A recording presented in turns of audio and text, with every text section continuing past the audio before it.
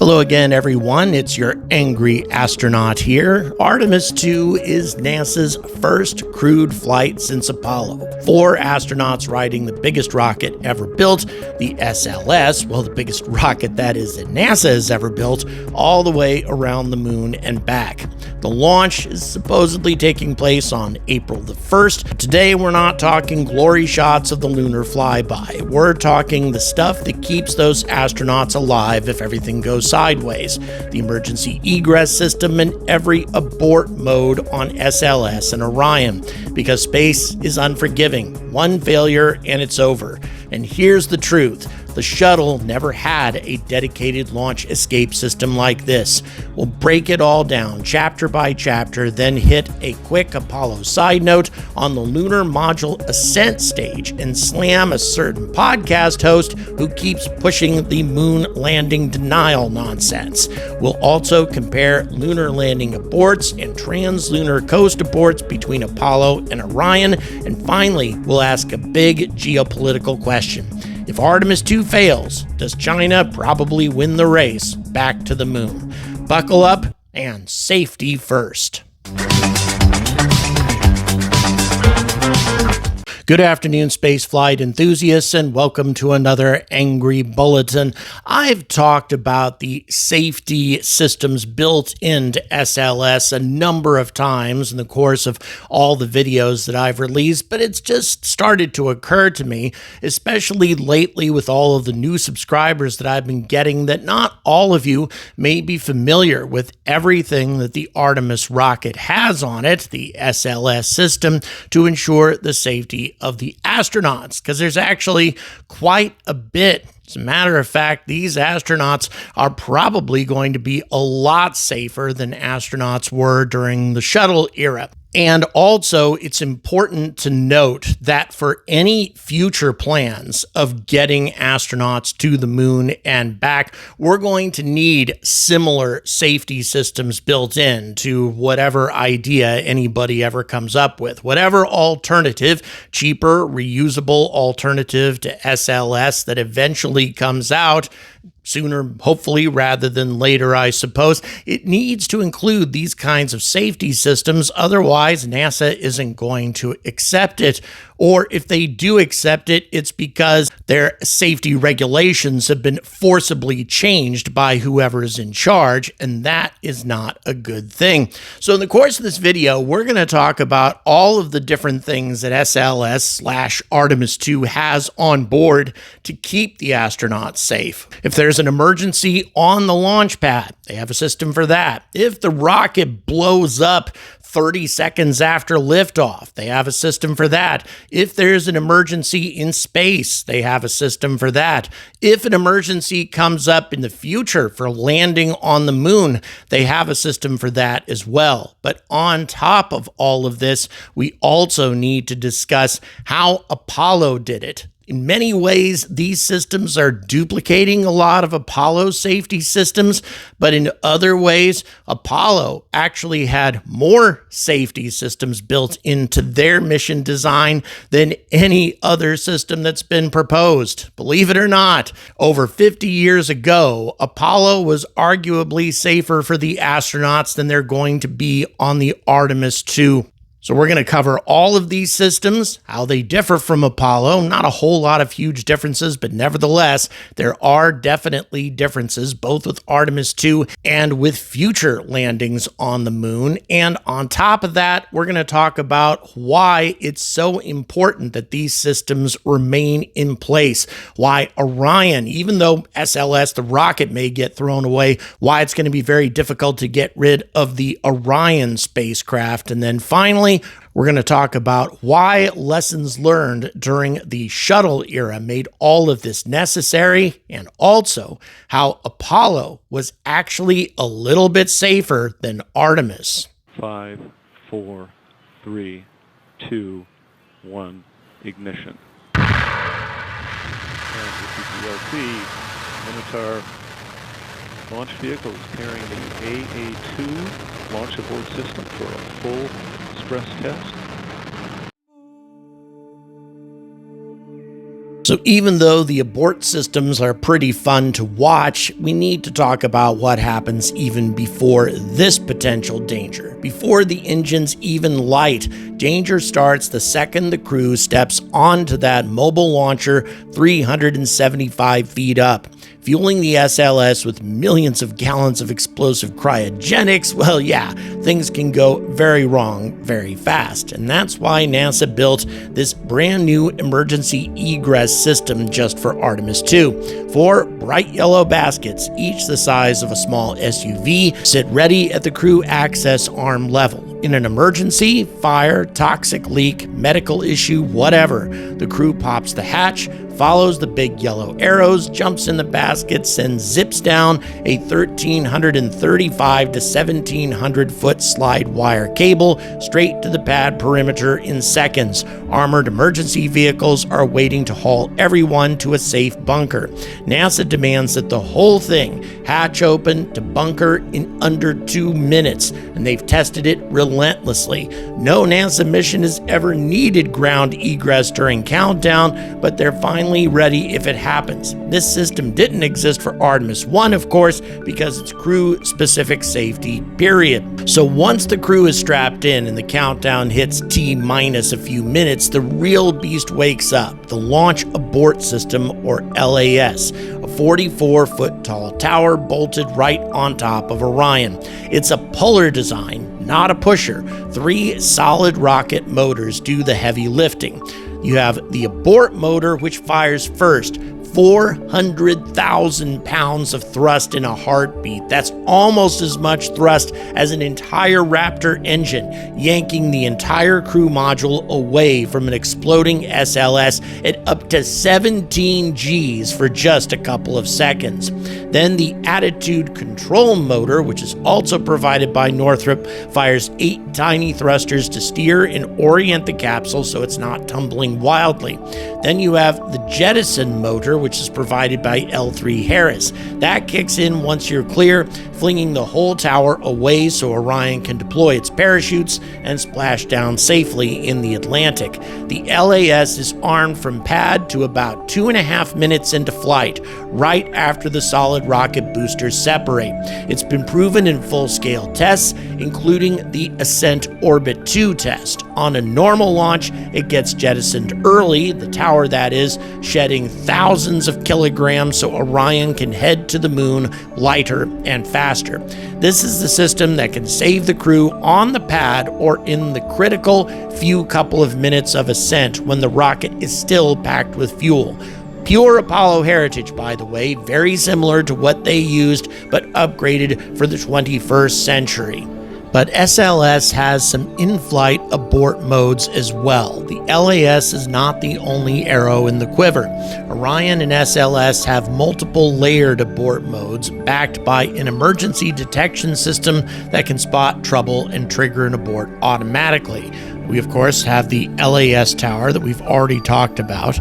And then after the LAS is gone, the interim cryogenic propulsion stage, or ICPS upper stage, takes over for aborts. And it theoretically can pull the Orion away if necessary as well, or abort the flight completely. There's also a targeted abort mode, which is similar to the shuttle's transatlantic landing, but with Orion's service module engine providing the controlled re-entry as well.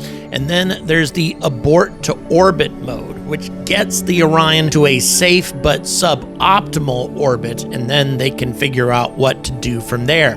SLS even has a built-in time delay in its flight termination system, so the LAS can fire first before it gets any destruct command. The whole stack is now fully human rated for Artemis 2. You need all of these abort modes in order for a vehicle to be human rated these days. Redundancy upon redundancy. And this is how you give astronauts a fighting chance when the rocket tries to kill them.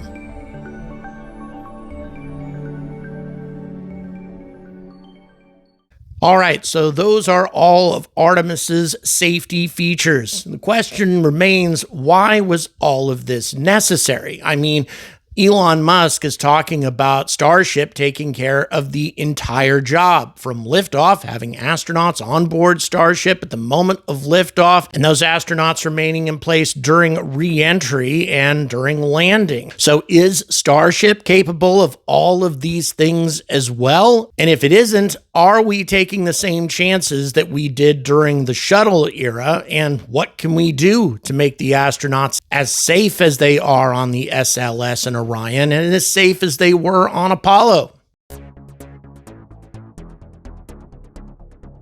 So when I talk about safety or lack thereof with the shuttle, that's when I get really angry, because the space shuttle never had a dedicated launch escape system like Apollo or Orion. No tower, no quick pull away. Now, shuttle crews did have abort modes, such as return to launch site, transoceanic abort landing, abort once around, abort to orbit, but all of those relied on the orbiter's own engines and wings. On the pad or in the first seconds of flight, you were basically riding a bomb. And Challenger unfortunately proved this in the worst way possible. So NASA learned the hard way. When you're sitting on top of millions of pounds of propellant, you need a rocket-powered escape hatch. Artemis 2 finally gives astronauts that Apollo-level protection again. This, of course, is something that the Crew Dragon has been providing to astronauts as well, but this is an absolute essential if we're talking about moon missions. So let's contrast that with Starship, assuming that Starship, a crewed version that is, handles the entire mission as some people advocate. There's no traditional launch abort system tower with Starship. SpaceX's philosophy is not that different than the shuttle. Make the whole vehicle so reliable that you don't need an abort tower. Engine out capability, full stack separation, and rapid reusability. Now, Falcon 9, as I mentioned before, plus Crew Dragon definitely has a proven integrated abort system using 8 Super Draco engines built right into the capsule, and these deliver over 128,000 pounds of total thrust in a pusher configuration with no tower needed. They pass their abort in-flight abort test with flying colors and are already human rated. So Dragon showed that you can do robust abort capability without the classic Apollo-style tower.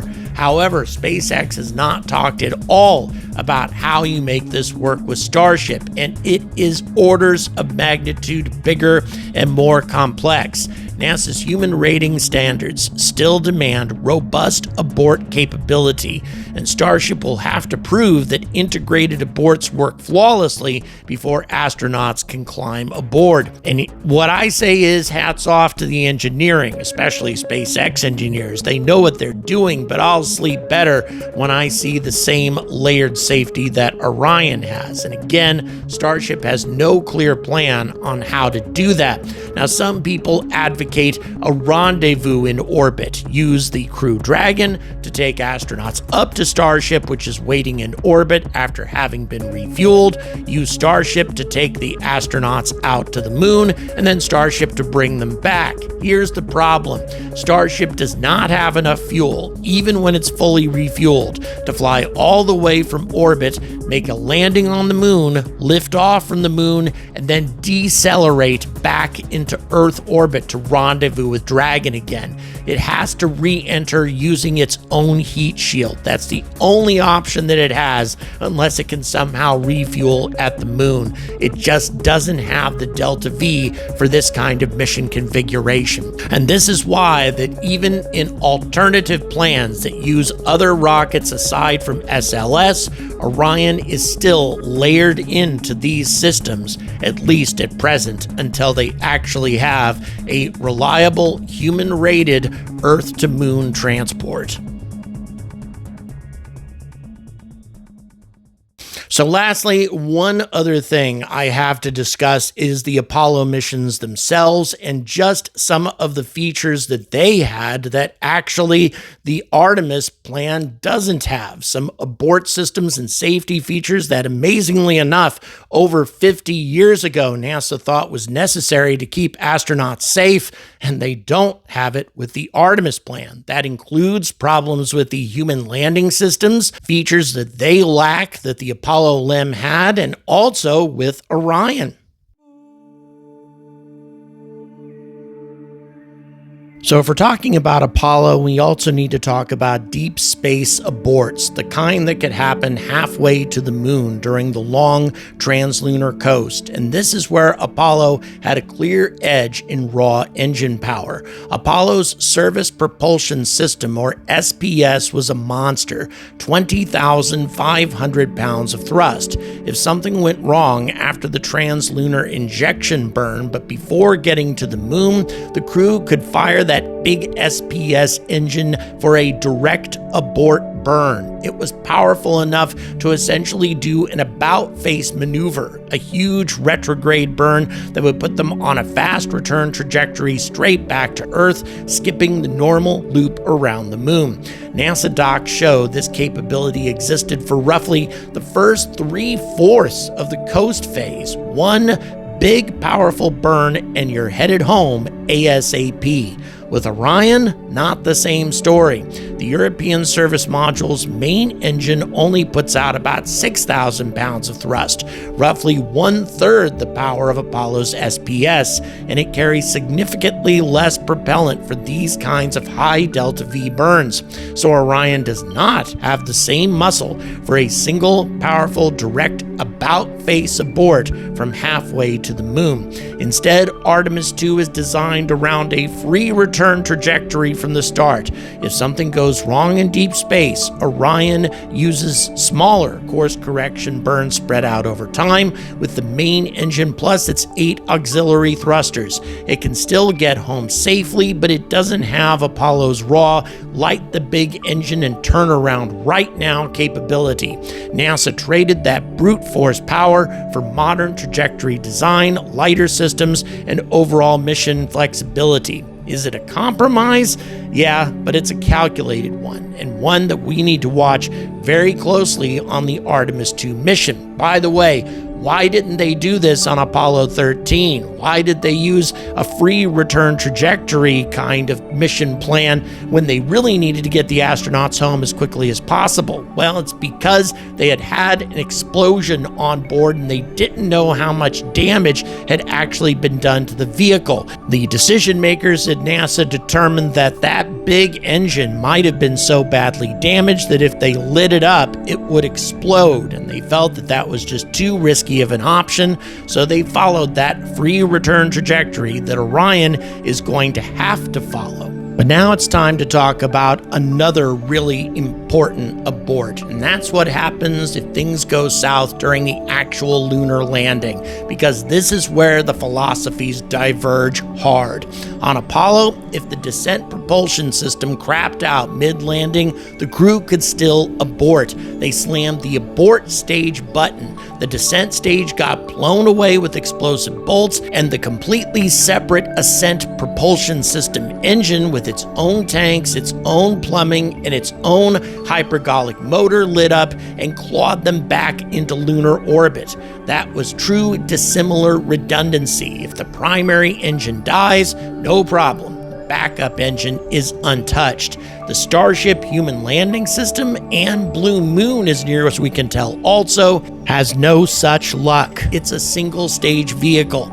That's the price of reusability. The same 6 Raptor engines that are slowing you down for landing are the only engines that can abort you back to orbit. NASA demands abort-to-orbit capability at any point during the descent, and SpaceX built in a huge propellant margin and engine-out redundancy so the ship can still lose a Raptor or two and climb away. But here's the uncomfortable truth. A catastrophic common mode failure that knocks out the Raptor system as a whole could leave the crew with no abort option at all. No separate stage to jettison, No backup motor sitting there untouched. You're betting everything on the Raptors working perfectly when it matters the most. And once again, as near as we can tell, Blue Moon works the same way.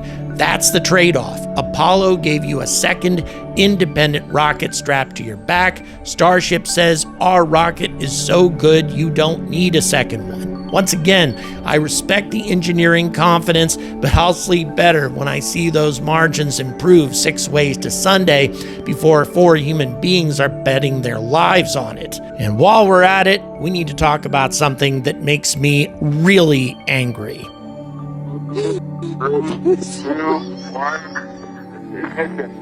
Houston. Right there, good. Yeah, so here's a quick Apollo side note that ties right into why these high-thrust abort and ascent systems matter. Remember that lunar module ascent stage? That thing used a powerful hypergolic liquid rocket engine with 3,500 pounds of thrust to blast 2 astronauts off the lunar surface and back into orbit. It wasn't a solid rocket motor like the abort system on the tower, but the physics lesson is identical to Orion's solid rocket LAS. Enormous thrust and only 1/6 Earth gravity with a lightweight vehicle produces rapid acceleration. It was supposed to look fast, and it was perfectly real. And yet Joe Rogan has gone on record saying that the ascent motor footage from the moon was obviously fake because it ascended too quickly and there was no fire. Wrong again, Joe, you dangerously popular bonehead. Solid rocket motors or high-thrust liquid engines deliver insane acceleration. It had to because this thing was designed to abort even if the vehicle was plunging uncontrolled towards the surface of the moon. And on the moon with only 1/6 gravity and low mass, that's exactly how real physics works. And once again, we are leaving this moon landing denier stuff in the hands of people who don't understand how real physics works. So Joe, you need to stop platforming or encouraging the conspiracy deniers. This kind of nonsense undermines every real achievement in spaceflight. The footage is real. The reason there's no fire is there's no air in space, for God's sake. The moon landings happened and these systems worked exactly as designed. Oh yeah, the whole thing about there being no cameraman? Sure, we were able to land on the moon in the 60s and 70s, but we didn't have remote control cameras, huh? So abort systems aren't failure admission. They're the reason we can keep pushing the frontier without turning every launch into a potential tragedy. They build public trust. They protect the best and brightest we send up there. Shuttle flew without one of these safeguards and paid the ultimate price. Starship and even Dragon bet on different approaches. Artemis 2 refuses to repeat history. Now the big question. If Artemis 2 fails, a major delay or a scrubbed launch or worse, does China probably win the race back to the moon? Well, the short answer is it makes it a lot closer. China's target is a crewed lunar landing by 2030. They've been methodical with samples from the far side, rover tech, and lander tests all on schedule. The Artemis 4 is currently looking at 2028, and I think it's going to be very difficult to hit that date. And a serious Artemis 2 problem cascades. More Orion heat shield fixes, perhaps, or SLS delays, or Starship HLS integration headaches, depending on what goes wrong. One big slip, and suddenly China's 2030 goal looks very achievable, while NASA's slips into the early 2030s at the earliest. Geopolitically, that means the first crewed return to the lunar surface since Apollo would be an enormous prestige win for Beijing. But does that mean they win the race? The U.S. still leads in overall capability and maybe with international partnerships, although they've suffered some hits as of late. But an Artemis 2 failure doesn't hand China the moon, it just hands them extra time. We'll see in a few weeks. Drop your thoughts below. Would you fly without an abort tower, for example? And who do you think plants the next flag first? So smash that like and please subscribe. I'll see you in the next episode. And please check the description for various ways to support this content so I can keep covering these things in person. Thanks again for watching, and until next time, stay angry about space.